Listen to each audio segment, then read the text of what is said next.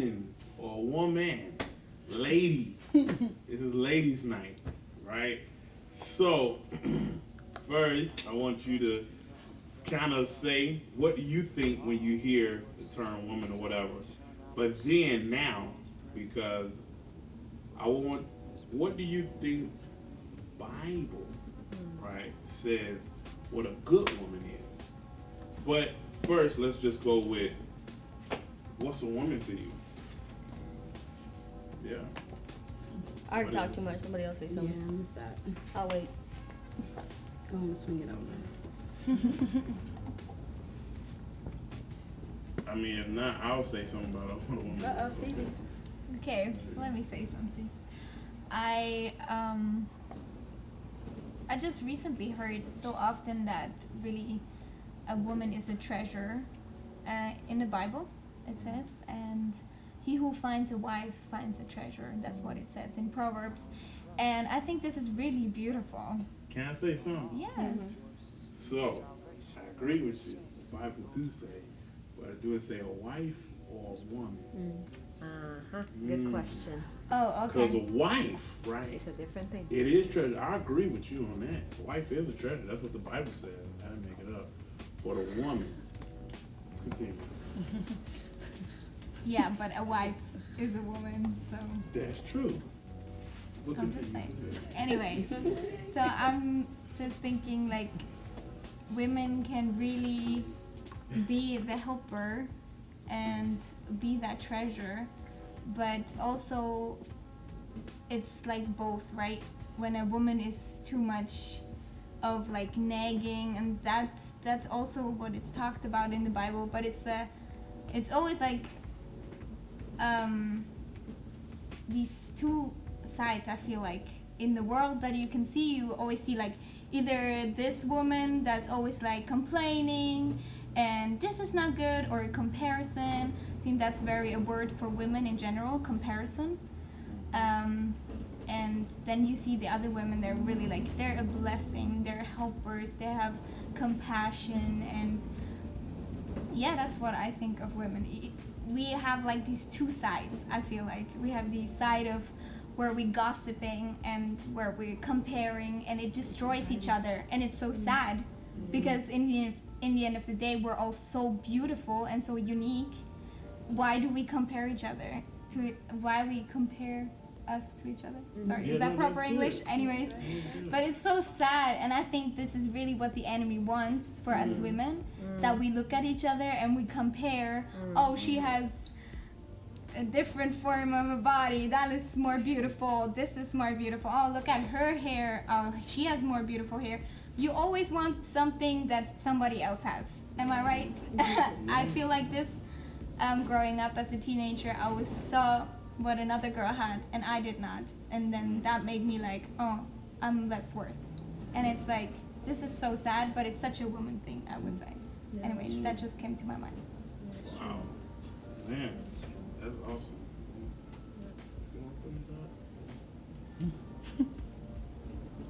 Which I guess. Yeah, y'all don't have to be deep. Y'all don't have to be deep. It's just whatever you I would say strong. I don't know. strong. That's cool. Yeah. One word is fine. If I that's- definitely think so. Yeah, strong is good. Hardworking. Hard working. Absolutely. That's good. Yeah. I'd say like unifying. Unifying. Mm. Also multitask. I think women are Unifying. great supporters too. Great supporters. Support. But I like unifying too, because when I think about like my grandmother, when it's Thanksgiving, Yeah. Christmas, everybody came over to Big Mama's Yeah. house. Yeah. And everybody ate, everybody fellowship, unifying. I like that. That's good. Why is it wilding outside? Yeah, it is, right? But thank God for being inside. Thank you. Okay.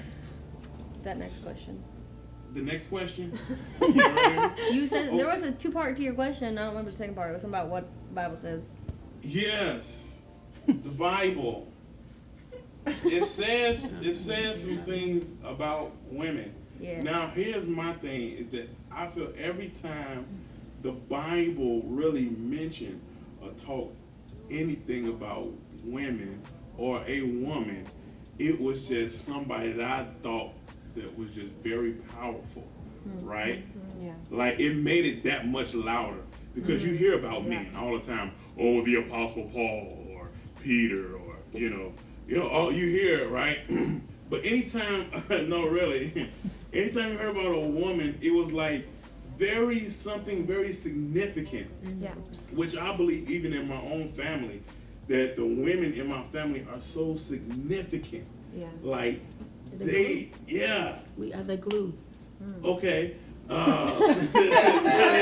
said, But no, okay. really, they're very significant, and in my family, they're valued very highly, right? Yeah.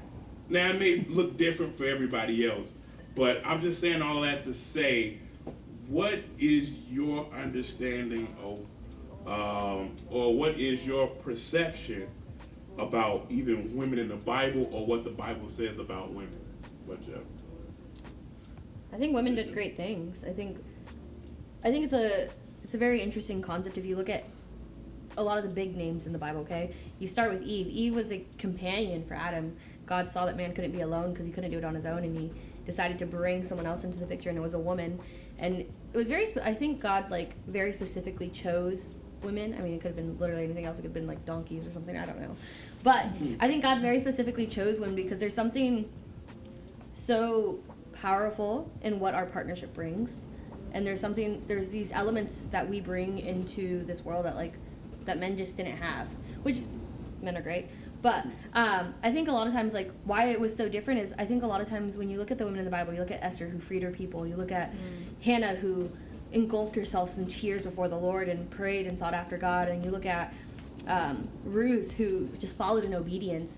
I think a lot of times the women that the Bible chooses to highlight are characteristics that are gentle sides of God and sides of God that you don't very often see in the men in the Bible.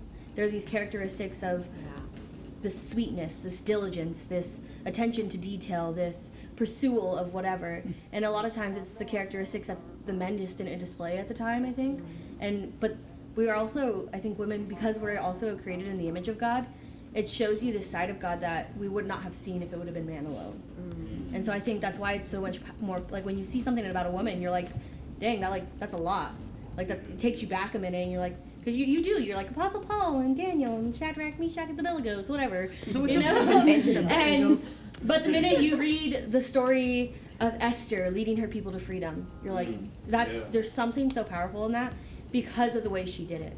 It wasn't like she fought this war and, there's 85 billion men in the Bible who fought wars and win. Right. And they saved their people, but the way that Esther did it was in such a different way. I think you just see this different side of God that you don't normally see throughout the men. Definitely. And the women was behind the scene a lot, if you talk about when Jesus was raised from the dead, who went, yes, Peter and all them, but who was there, to go and prepare his body, and they didn't get all the accolades and stuff, but they did a lot of things behind the scene. And if you look at the New Testament, there was a lot of women that were supporting Jesus, that was following the disciples and making sure they eat, Peter's, all their family, making sure that they cook, Mary and all of them. We don't think about, hey, the disciples, they would have came in from those long journeys, but there was somebody there to support them in the house, to make sure that everything was going, to make sure that they was taken care of. Imagine if they didn't have those women, So even though they're not chapters, other than Esther and all, they talk about Esther and all that, but even though they're not big as Paul and Peter, but they was behind the scenes. That's why I'm happy to be a woman. I love the role of a woman, because God has uniquely designed us to be supporter and uplift and hold up our families, hold up, people in prayer. We're intercessors. I have a lot of my grandmothers, my great grandmothers. I just got off the phone with my 85-year-old grandmother. Is she 85? I don't know. She just texted me for the first time. It was so cute. But right there, when my father was on drugs, when everything was happening with my family, I had great grandmothers who was praying, and she always told me, she said, Karan, maybe your dad didn't make it and do what God wanted him to do, because God had a call on his life, but he passed it on to you, so it's not, even though we don't get the accolades that men get all the time, it's still, we have a very, very important role, because God anointed us in a special way to, you know, support. We're behind the scenes a lot, and we keep things moving. So I love being a woman. And I think one of the important things about being a woman is the fact that God gave us the gift of life. We can procreate, right? That's the word. Yeah. Give birth and give life, you know, and multiply, right? So that's something that's very unique and specific that only a woman can do, Yeah. not men. So of course God gave men strength, and yeah, they are the head of the household and everything else that we know. But women are, like they say, that the helper, the supporter, the one that gives life and also protect the family and feed the kids, and not only that, but we have so many other unique components. I think characteristics of like we're so multitasking. You know, we can do so many things, and we can also be in roles that men can do. You know, and of course we have different purposes in life. Men has a purpose in life on earth. Women has a purpose on earth. There's no way to compare. Oh, because I'm a woman, I'm less than you, or because I'm a man, I can abuse you or whatever. But for God, we're all the same, and we're all created in the image of God, and He loves us the same. So I think we just, I don't know, I think we just need to look at that perspective, how God looks at us, and how we look at ourselves as sons and daughters of God, and how we look at the rest around us with no comparison and no, you know, thinking more than others or whatever, and yeah. It took me a while to try to formulate my thought. When you said what you think about women, actually the first thing I think is weaker vessel, because that's what God said, but yet extremely powerful. Yeah. Why? Is because God always, through the history of the Bible, will, you know, take the foolish things of this world to shame the wise. The Bible is full of underdog story. He will always take the things that seem like it won't happen, and He will make a miracle, make powerful things happen. Yeah. There is an anointing with women because they are the weaker vessel, and they were taken out of Adam, and God has given it, I feel like, more power and more possibilities, you know, to first of all help men. And I think to be, you know, I've heard, you know, men are the head, but women are the neck that supports the head. You know what I mean? So no matter what a man think, of course he's gonna need a woman, you know, to make it happen, whether you like I'm it or just not. saying, if he didn't need help, he wouldn't be here. Exactly. But there's such a power with women, you know, that in partnership with men can make anything happen, move mountains, really. Yeah. And I think that's why women need to submit. It's not because of for submissive sake. It's really just so that, like she said, so we can make, so you can be in one accord. Is because of unity, really. Because if a woman doesn't submit, so there's no unity, so then you can't make anything happen, right? So it's all about purpose, and you need to be one. You will leave your mother and your daddy and become one flesh. So become the one flesh, so that God's will can happen. You know, the Bible and all that stuff. No, that's In the good. Bible. No, that's good. Cause Can I answer that really, I'm sorry. Go ahead. Yeah, I would answer that too. Yeah, please. I think I have probably not a different stance. I totally agree with what everyone is saying, but I agree to the whole submission thing and all of that. But I think the people who have, like, I've been under really significant men leadership, and I've been under super significant women leadership, and I think everyone agrees with this too. So, but maybe I can't say for everyone, but I think that not that we don't need a man or that a man doesn't need a woman. Like, when it comes to your role in ministry and all of that, I think sometimes it's different in the context of a family, in the context of a church, in the context of whatever ministry that you're doing. But I think, like, some of us are heads, some of us are hands, some of us are feet or legs or whatever, and it's not only men that will be a head, and it's not only women that will be another aspect of things. I think that, in my opinion, I think it's this beautiful partnership, like Say said, of, like, alongside one another. And there are going to be times that, like, a woman will lead this like amazing, beautiful ministry without the covering of a man. And I don't know that. I think that is super special when that does happen, but I don't think it's necessary all the time, because we have the submission under God. And I think sometimes it's like women don't have the ability to lead like a man does, but in my mind, sometimes women lead even more beautifully than men do. Mm-hmm. And sometimes they need to sit down because a man is the one who needs to kind of run with that. But I think sometimes we as women hinder ourselves from stepping into something that God calls us to do because we don't think we can, because we're not a man. And that like breaks me when women don't step into like the significant calling that God has on their life, because they think that they're less than, or they have to be the behind the scenes, because we can do both for sure. I mean, honestly, for me, I'm not really good behind the scenes, so like sometimes that has been hard for me in the past too, because I've been under men and women sometimes that are like, Cassie, you are too upfront. Cassie, you are too intense. Cassie, you're too intimidating. Like, and so it puts me in this box that I will fail at every single time.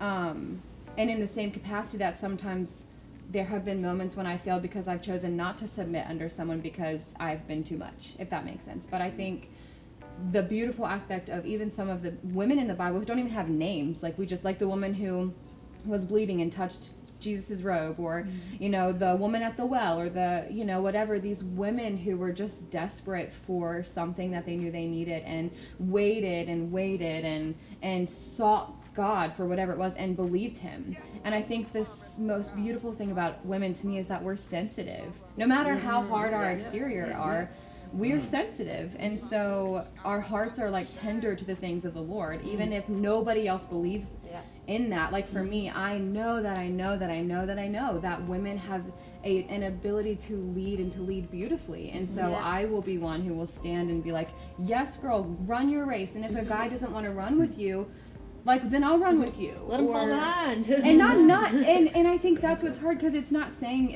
at all that, like, we have to be successful, we have to have that partnership 100%. And in my mind, that submission is under God, and then it's like we're together, we're one in one. It's not like you're up here because you're a man and you're any more significant of a person than I am. I just think the most beautiful aspect of that is that we're tender, and so we believe. Like we have these sweet moments where it's like, okay, Jesus, if I can just touch your robe, that'll be enough for me, because like I need that. Or, you know, I'm gonna cry tears and wipe your feet with perfume, or whatever it is, because like I don't know what else to do, but I've got to be creative about it because I need you. And maybe we don't feel confident enough to look Jesus face to face, but we can at least go to his feet with our head to the ground saying, I still need you. And I think, to me, that's what's beautiful about a woman is the humility that comes in saying, like, right now I don't feel like I can look at you eye to eye, but I'm going to look at your feet, and then you're going to build me up eye to eye so that I can lead next to and alongside, not under or behind. So for me, I think a woman's not under, less than, or behind, but alongside, and in this beautiful aspect of like, let's get it. Man, Let's get it. good. Let's get it. I want to ask this question. This is probably like, I'll get a little bit fun, a little bit, but let me ask this. No, let me ask this, right? God told Adam, right? He specifically told Adam, you could eat of any tree in the garden, except for one, right? Now, Eve, okay? I'm ready for this. I think I know where you're going. No, but here's this. Hear me out. Hear me out. The perfect punchline. Out. Eve, please don't punch me too hard. No, not punch. No. Eve goes and eats the fruit. Nothing happens. Everything is still,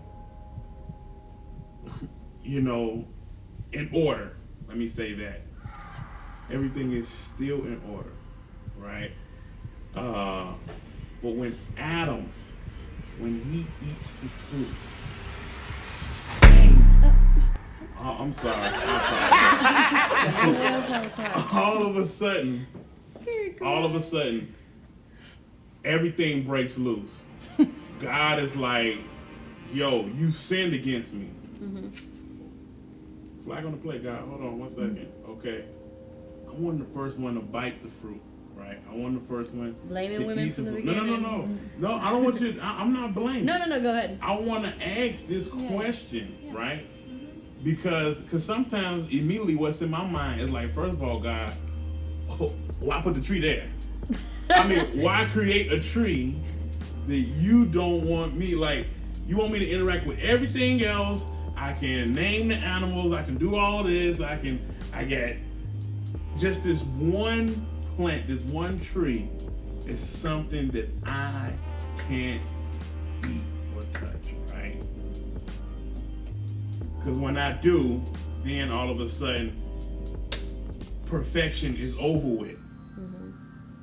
But it was over with when Adam ate the fruit. Eve was talking with the serpent, the snake. The snake deceived her. She eats the fruit. Everything perfect and fine. As soon as Adam. Now, my understanding is the reason why it happened is because God gave the commandment to Adam, not to Eve. Right? But what is your thoughts? What is your perception? Do you think God help me with this question. Do you think Tread lightly, bro. I am just treading ask lightly? it. Just ask it. No, because I'm trying to think. Okay. Adam ate the fruit now. Yeah. But he didn't just eat it willingly. He was invited. He was influenced. But Was he influenced though? Well, by his other half. The one that came from his rib. They told him, hey baby, I just think baby, this is so, just taste this. It was Eve, where probably you get rotten. this from? Out of the forbidden tree. Don't worry about it. It tastes good though. Like, you think about it, like, Eve was convinced to do this. Like, she had to be deceived to eat from that tree. It's true. Like, Satan came up to her and was, like, playing games with her mind. And, like, she had to be convinced about it. Adam just ate it because she said to. Like, there was no question in it. He didn't even ask. He was just like, bet. You said so? It's good. Like, Right. do you think about that? Like, the woman had to be tricked into it. She had to be convinced. We all knew she was smarter than that snake. We all knew it. But see, when Adam. But when heard Adam it, just looked at the woman and said, "Hey, you say so? I'll do it," and that was it. He didn't even have to be tricked. Yeah. She just handed it to him, and he was like, Yeah, he had such a trust. Oh my He had such a trust. "A trust." Now I get Whose what side you're are you saying. on? Whose side are you No, Next question. Hey, you know, I'm a student here. I'm learning, and my audience is trying to learn, grow, and understand. But I think it that does answer. just come down to the fact that it was Adam's commandment. God told Adam not to, and he did, knowingly. I don't think, because obviously Eve didn't come up and like trick Adam. She wasn't like, "This is something I found in the wilderness." Wink, wink. No, she was like, "Taste this," and he probably was like, "What's that?" And she's like, "It's from that one tree that we're not supposed to eat from." And he was like, "Okay." Like, I think there was, when you think about like what fell apart, like, for instance, the woman wasn't specifically asked not to, and she just kind of got tricked into it, and then Adam was like told not to, and he just kind of did it anyways. Right, but I would love, but you gotta understand, I would love to know the commentary. Exactly. And I don't know what the text Why was. did I say this? Because Adam literally walked and talked with God. I mean, he heard God. Daily. Right. So So for did him, Yeah, Mess said up. both. yeah. So for him to choose his wife's voice over God's voice. Yeah. Do you think that shows how much influence women have over men? Well, let me say this: women, to you guys' point, women got a lot of power. We sure do. Really, like a lot of power. Women do. And now since Adam has bitten the fruit, now your eyes, because their eyes were open Yeah. to so many things, they had to cover themselves up. Now men are so visual, right? What we see is what we see. And a lot of things are sometimes influenced by what we see. Can I be honest in here tonight? Okay. So what I'm saying is, so more so what I'm saying is I feel that yes, the responsibility was completely on Adam. Completely. Absolutely. There's no argument out of that for me. It will never be an argument for me. Okay? I don't know. I think she had responsibility too. Yeah, I believe. She walked with God too. She did. She knew better, And she did. but she was deceived. Now, I wanted to say, what do y'all don't, what do y'all think? What do y'all think? Just, y'all can keep going if y'all want to. And I think I'm ready for the next question. we can go to the next one. Next question. I mean, I think we walk with God daily as well.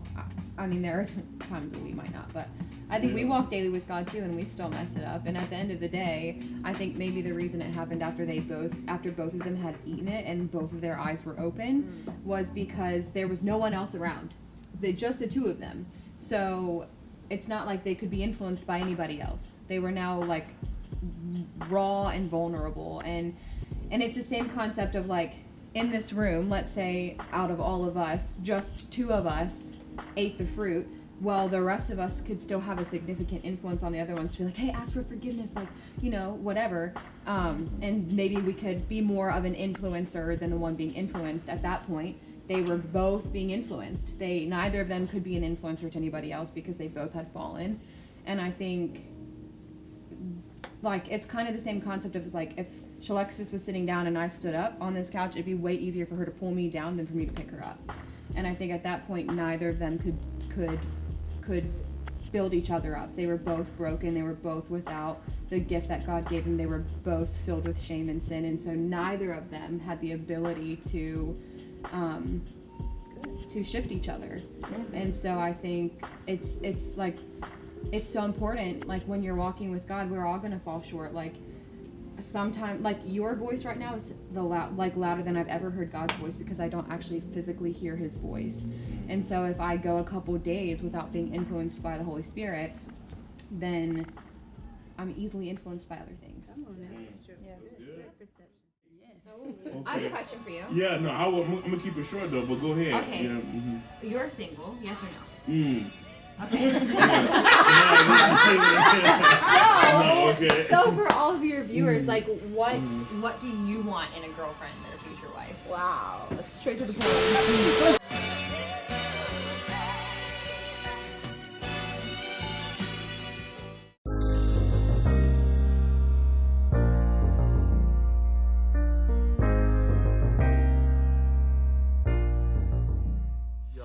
Do me a favor and go to my YouTube page and hit subscribe. Like, just do it. I don't get it. See, no, that's y'all problem. No, because, no, I'm sick of it. Really? Go subscribe.